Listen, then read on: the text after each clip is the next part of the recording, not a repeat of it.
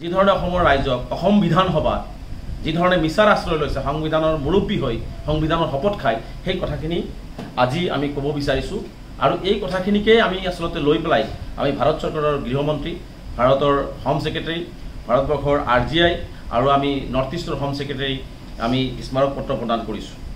চাওক, নাগৰিকত্ব আইন আৰু বিদেশীৰ যিটো আইন বা ইমিগ্ৰেটৰ যিখিনি আইন সেই আইনটো সম্পূৰ্ণ পৃথক।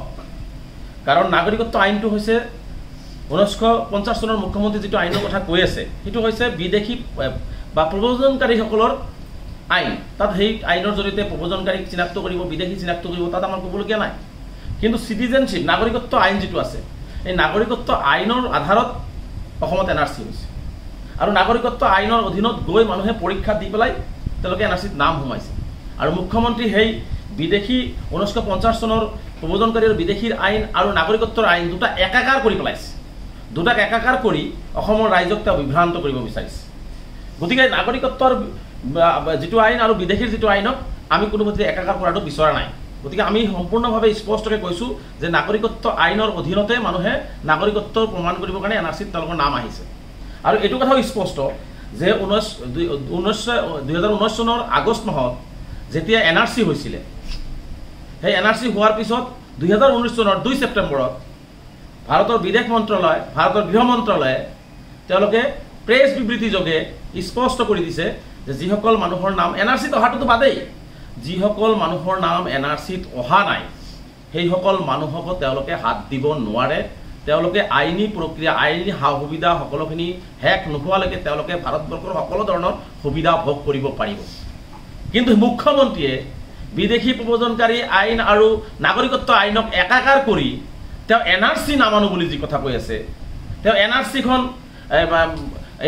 ভুল হৈছে বুলি কৈ আছে, বহু বিদেশী নাম অন্তৰ্ভুক্ত হৈ আছে বুলি কৈছে। এই যে তেওঁ এই কথাটো যে কৈছে এই কথাটোত আমি তীব্ৰ বিৰোধিতা কৰিছোঁ। কাৰণ মুখ্যমন্ত্ৰীয়ে জনা উচিত, মুখ্যমন্ত্ৰী আইনৰ ছাত্ৰ, মুখ্যমন্ত্ৰীয়ে জনা উচিত যে NRCখন হৈছে মহামান্য উচ্চতম ন্যায়ালয়ৰ নিৰীক্ষণত ভাৰত চৰকাৰৰ জৰিয়তে আৰু মানুহৰ নাগৰিকত্ব চাব পাৰে। নাগৰিকত্বৰ কথাটো আলোচনা কোনে কৰে? কেন্দ্ৰীয় চৰকাৰে। বিদেশী প্ৰব্ৰজনকাৰীৰ কথাটো কোনে আলোচনা কৰে? ভাৰত কেন্দ্ৰীয় চৰকাৰে। ইয়াত কোনো মুখ্যমন্ত্ৰীৰ এখতিয়াৰৰ বিষয় নহয়। আৰু এই চিটিজেনশ্বিপ এক্টৰ আণ্ডাৰত ভাৰত চৰকাৰে মহামান্য উচ্চতম ন্যায়ালয়ৰ নিৰীক্ষণত NRC কৰিছে। ইয়াত মুখ্যমন্ত্ৰীয়ে NRC নামানো, NRCত মানুহ ভুলকৈ নাম আহিছে, NRCত মানুহ ভুলকৈ নাম সোমোৱাইছে, এইবোৰ কথা কোৱাৰ মই ভাবোঁ যে মুখ্যমন্ত্ৰীৰ নৈতিক অধিকাৰেই ইয়াত নাই। কাৰণ মুখ্যমন্ত্ৰী ভাৰতবৰ্ষৰ foreign affairs minister, home minister বা ভাৰত চৰকাৰৰ যি নিৰ্দেশত NRC হৈছে, যি ধৰণে তেওঁলোকে চাইছে, সুপ্ৰিম কোৰ্টে চাইছে, সেই বিষয়ত মুখ্যমন্ত্ৰীয়ে হস্তক্ষেপ কৰিব নোৱাৰে। কিন্তু মুখ্যমন্ত্ৰীয়ে অসমৰ ৰাইজক আভুৱা ভৰি এইবিলাক কথা তেওঁলোকে হস্তক্ষেপ কৰিব বিচাৰিছে। আৰু আটাইতকৈ ডাঙৰ কথা যে মুখ্যমন্ত্ৰীয়ে সেই কথাখিনি বিধানসভাৰ মজিয়াত ভুল পথে ব্যাখ্যা কৰিছে। আজি নাজানো অসমৰ সংখ্যালঘু বিধায়কসকলে কিয় এইটো সজৰে উত্থাপন নকৰিল।